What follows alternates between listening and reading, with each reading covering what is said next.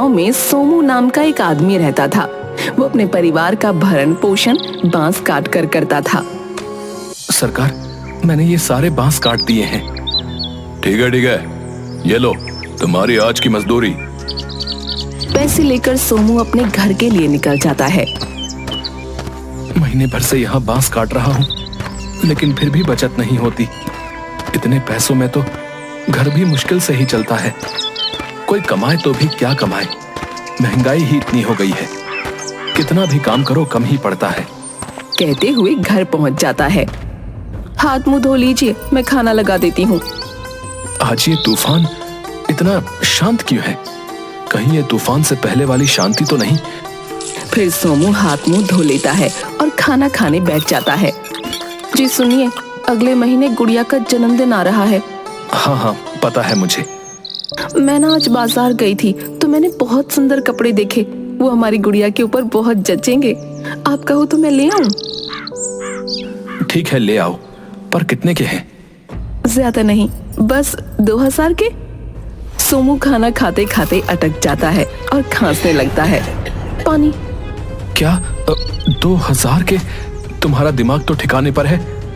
तुम्हें पता है कि मैं कितनी मेहनत करके एक एक पाड़ जोड़ता हूँ, और तू मेरी सारी मेहनत एक पल में ही बर्बाद करना चाहती है। इतनी छोटी बच्ची को 2000 रुपए के कपड़े पहनाएगी? अरे मैंने अपनी पूरी जिंदगी में 2000 रुपए के कपड़े नहीं पहने। नहीं पहने तो नहीं पहने, तो क्या आप हमारे बच्चों को भी ऐसे ही छोटी छोटी चीजों के लिए तरसाएंगे? किसी भी चीज के लिए अपनी बेटी को मैंने तरसाया हो तो बता। मैं तो बस इतना ही बोल रहा था कि मेरे हाथ बहुत तंग हैं, इसलिए महंगे कपड़े मत दिलवाओ।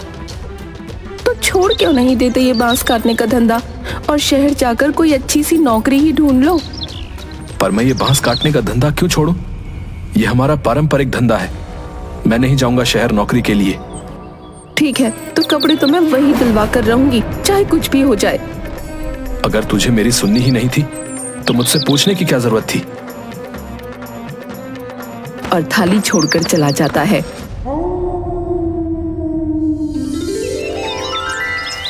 फिर आए दिन मालती और सोमू के बीच पैसों को लेकर किचकिच होने लगी।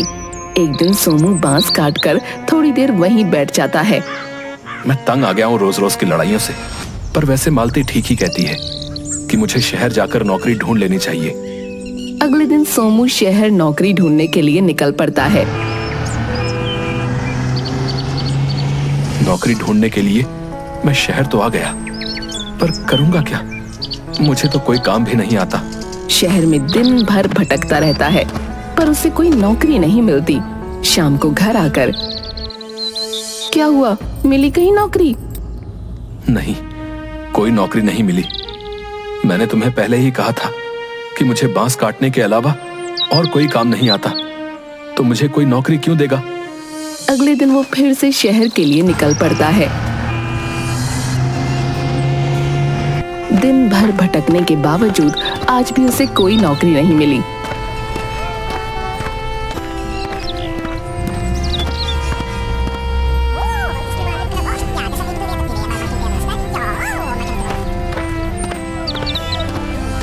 मायूस होकर वो एक गार्डन में बैठ जाता है।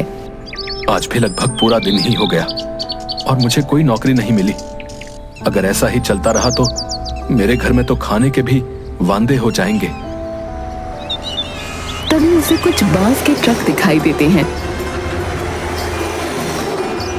अरे, बांस के इतने सारे ट्रक, ये कहाँ जा रहे हैं? और उन ट्रकों का पीछा करते हुए वो एक कारखाने में पहुंच जाता है, जहां पर उसे तरह तरह की बांस की चीजें दिखाई देती हैं। अरे वाह, इतनी सुंदर सुंदर चीजें। मगन नाम का एक आदमी वहां पर आ जाता है। अरे भाई, क्या हुआ? कुछ चाहिए क्या है? अरे नहीं भाई, मैं तो बांस देख रहा था कि बांस की भी इतनी सुंदर सुंदर चीजें बन सकती हैं। हाँ भाई, आजकल शहर में लोग बांस की बनी चीजों की बहुत ही ज्यादा डिमांड कर रहे हैं। क्या मैं तुम्हारे कारखाने में काम कर सकता हूँ? नहीं भाई, अभी तो हमारे यहाँ कोई जगह खाली नहीं है। वैसे भाई, एक बांस तुम कितने में खरीदते हो? अरे भाई, ये सब बांस के ऊपर है कि बांस कैसा है। सोमू मगन से बांस के बारे में बहुत सारी जानकारी ले लेता है और मन ही मन हिसाब लगाता है। एक बांस की इतनी ज्यादा कीमत, और अगर हम बांस की चीज बनाकर बेचें तो उसकी कीमत तिगुनी हो जाती है, और मुझे बांस काटने पर उसकी आधी कीमत भी नहीं मिलती थी। फिर सोमू घर पहुंचकर लाला जी के यहाँ पहुंचता है। लाला जी, आप हमें बांस काटने पर बहुत ही कम कीमत देते हो, मुझे अपनी मजदूरी बढ़ानी है। अरे सोमू, तुझे अचानक क्या हुआ रे? इतने सालों से तो तू मेरे यहाँ इन्हीं दामों में काम कर रहा है, तो अब क्या हुआ? नहीं लाला जी, मुझे अपनी मजदूरी बढ़ानी है। देख भाई, तुझे इतने ही पैसे में काम करना है तो कर, नहीं तो मेरे पास और भी बहुत सारे मजदूर हैं, मैं उनसे काम निकलवा लूंगा, समझा? सोमू घर पहुंचता है।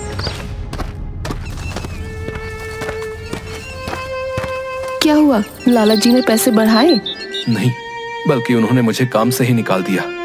क्या, काम से निकाल दिया? अब हम क्या करेंगे?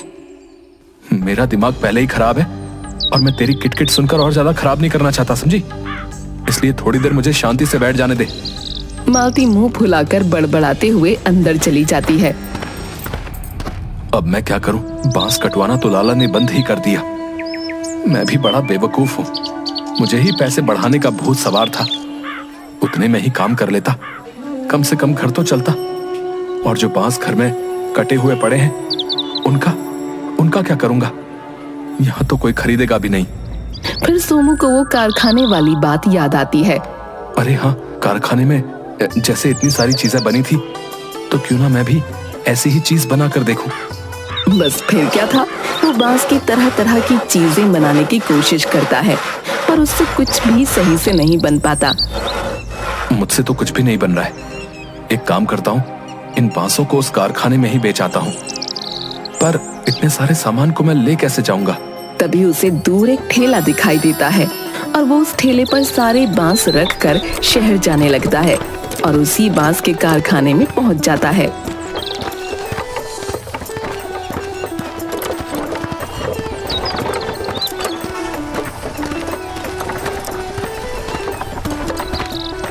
अरे भाई मगन। अरे सोमू भाई, आप? भाई मैं तुम्हारे कारखाने के लिए बांस लेकर आया था। अरे वाह भाई, बहुत अच्छा किया। वैसे भी हमें अभी बांस की बहुत ज्यादा जरूरत थी। मगन उसे बांस के बदले पैसे देने लगता है। अरे भाई, क्या तुम मुझे पैसों के बदले अपने कारखाने में बनी हुई चीजें दे सकते हो क्या? हाँ, क्यों नहीं, बताओ तुम्हें क्या क्या चाहिए। फिर सोमू उन सभी सामानों को अपने साथ गांव में ले जाता है और अपने ठेले पर रख कर बेचने लगता है।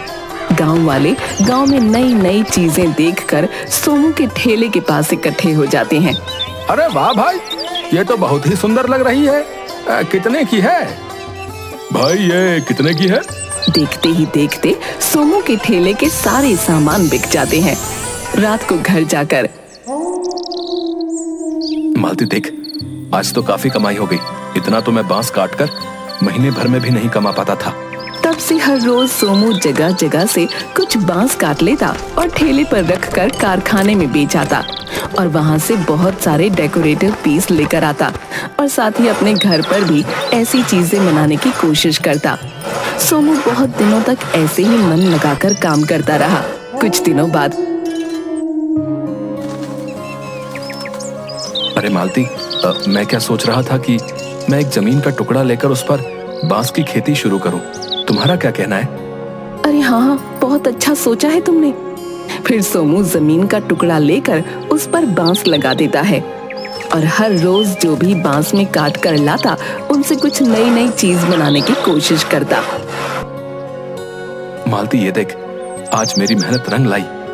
मैं कितने दिनों से कोशिश कर रहा था ये सब चीजें बनाने की। ये देख, आज मैंने ये बना ही लिया। ये तो बहुत ही सुंदर लग रही है। और फिर इसी तरह तरह तरह की चीजें बनाने लगता है। सोमू अपनी बनाई हुई सभी चीजें गांव में बेचने लगता है। फिर बचे हुए अपने पैसों से एक दुकान खरीद लेता है। अरे आओ आओ, और बांस से बनी हुई सुंदर सुंदर चीजें ले जाओ। अरे भैया आओ आओ। सभी गांव वालों को सोमू की बनाई हुई बांस की चीजें बहुत पसंद आने लगी। अब सोमू खुद से नई नई चीजें बनाता और उसकी दुकान बहुत अच्छी चलने लगी। कुछ ही समय में उसने और भी जमीन ले ली और गुड़िया को भी अच्छे स्कूल में भर्ती करवा दिया। अब हमारी गुड़िया भी बड़े से स्कूल में पढ़ने के लिए जाएगी। वहीं दूसरी तरफ लाला उसे देखकर जलने लगा। ये कल का आया हुआ लड़का मेरी ही जमीन पर से बांस काटता था और अब खुद की जमीन ले ली और मेरी बराबरी करना चाहता है। मैं इसे बताता हूँ कि लाला से पंगा लेना अच्छा नहीं है।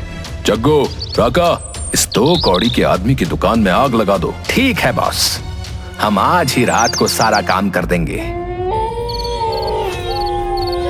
राका और जग्गू दोनों रात को जाकर सोमू की दुकान में आग लगा देते हैं।